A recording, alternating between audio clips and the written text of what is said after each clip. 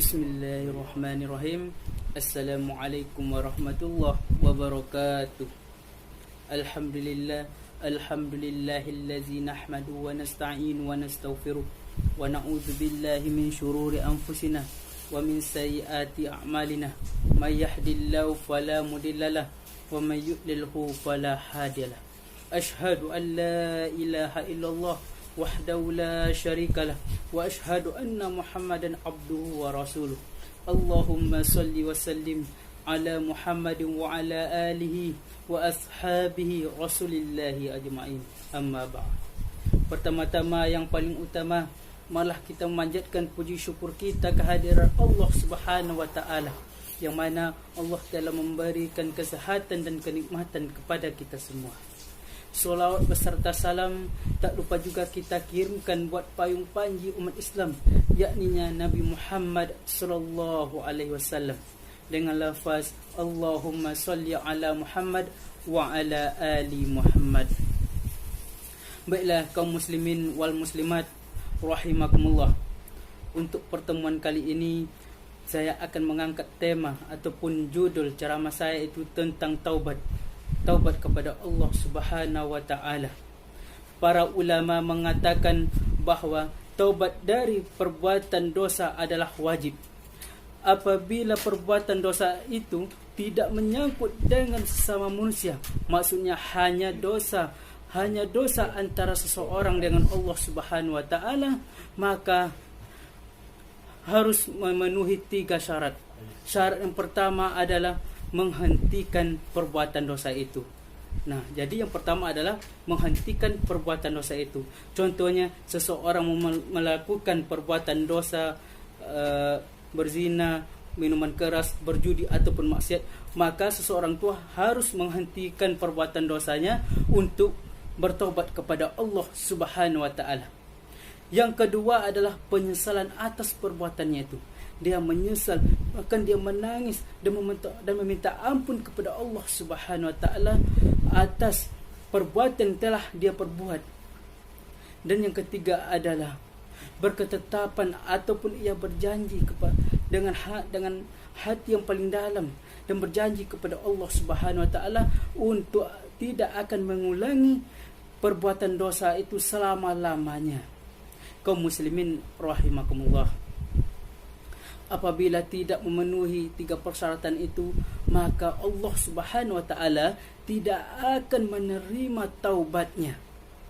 Dan apabila perbuatan dosa itu menyangkut dengan sesama manusia, maka harusnya memenuhi 4 syarat, yaitu 3 syarat seperti yang tersebut di atas tadi. Dan ditambah lagi dengan 1 syarat, yaitu harus menyelesaikan urusannya itu kepada yang bersangkutan. Seperti contohnya, seseorang melakukan kesalahan dengan tetangganya, saudaranya, maka seseorang itu harus menyelesaikan permasalahannya dengan saudara ataupun tetangganya. Tetapi syarat yang ketiga tadi, menghentikan perbuatannya itu dan menyelesaikan atas perbuatannya, dan dia berketetapan hati dan berjanji tidak akan pernah mengulanginya lagi. Jika itu ada kaitannya dengan harta ataupun yang serupa, maka ia harus mengembalikannya. Jika itu ada kaitannya dengan sumpah, tuduhan dan yang serupa, maka ia harus meminta maaf. Dan jika itu ada kaitannya dengan umpat mengumpat atau yang disembunyikan dengan sanak saudaranya ataupun tetangganya, atau dia pernah menzalimi tetangga ataupun saudaranya, maka ia harus meminta maaf dan minta izin dan harus meminta dihalalkan kepada tetangga ataupun yang bersangkutan. Dan kaum muslimin rahimakumullah, seseorang yang berbuat dosa harus segera bertaubat kepada Allah Subhanahu wa taala. Bila ia bertaubat hanya dari sebagian dosa saja, maka yang diampuni juga hanya sebagian dari dosa-dosanya saja. Dan dosa yang lain masih tetap tidak diampuni oleh Allah Subhanahu wa taala. banyak sekali ayat-ayat Al-Quran, hadis Nabi SAW, dan kesepakatan para ulama yang mewajibkan kita untuk segera bertaubat kepada Allah Subhanahu wa taala. Sebagaimana firman Allah yang berbunyi, "Wa tubu ilallahi jami'an ayyuhal mu'minuna la'allakum tuflihun." Bertobatlah kamu semuanya kepada Allah Subhanahu wa taala, wahai orang-orang yang beriman, agar kamu sekalian berbahagia. Seandainya seseorang itu bertobat kepada Allah Subhanahu wa taala, kaum muslimin, maka seseorang itu akan merasakan keberkahan dan kesenangan hati, bahkan bahagianya karena bertobat kepada Allah Subhanahu wa taala. Dan dijelaskan lagi di dalam surat yang lain, yaitu di surat Hud ayat 3 yang berbunyi, "Bismillahirrahmanirrahim. Istaghfiru rabbakum tsumma tubu ilaih." Mohon ampunlah kamu sekalian kepada Tuhanmu, kemudian bertobatlah kepada Allah Subhanahu wa taala. Maka kita di dalam surah Hud ini, di ayat yang 3, kita disuruh untuk memohon ampun kepada Allah Subhanahu wa taala. Maka setelah itu kita disuruh untuk bertobat, sebenar-benar bertobat kepada Allah Subhanahu wa taala. Dan dijelaskan lagi di dalam surah At-Tahrim ayat 8, "Ya ayyuhalladzina amanu tubu ilallahi taubatan nasuha." Wahai orang-orang yang beriman, bertaubatlah kamu dengan sebenar-benar bertaubat kepada Allah Subhanahu wa taala. Jadi di sini jelaskan taubatan nasuha, dengan sebenar-benar bertaubat kepada Allah Subhanahu wa taala. Kaum muslimin, jangan seperti taubat sambal. Hari ini kita bertobat, besok kita bermaksiat lagi. Hari ini kita bertobat, besok kita bikin dosa lagi. Yang namanya taubat itu, dengan sebenar-benar taubat, kaum muslimin, kita kembali ke jalan yang lurus. Kita tinggalkan apa yang dilarang oleh Allah, kita tinggalkan dosa yang pernah kita lakukan. Jadi kita kembali ke jalan yang lurus, kita kembali ke jalan Allah Subhanahu wa taala. Kita istiqomah ke jalan yang benar. Itulah yang dinamakan taubat yang sebenar-benarnya, taubatan nasuha. Kaum muslimin rahimakumullah. Dari Abu Hurairah radhiyallahu an berkata, saya mendengar Rasulullah sallallahu alaihi wasallam bersabda, "Demi Allah, sesungguhnya saya membaca istighfar dan bertaubat kepada Allah Subhanahu wa taala lebih dari 70 kali setiap harinya." Nah, Rasulullah sallallahu alaihi wasallam saja kaum muslimin, dia sudah dianggap masuk surga. Dia sudah dipastikan masuk surga oleh Allah Subhanahu wa taala. Nah, dia bertobat kepada Allah dan beristighfar kepada Allah Subhanahu wa taala dalam sehari lebih dari 70 kali. Masya Allah, kaum muslimin. Kaum muslimin rahimakumullah.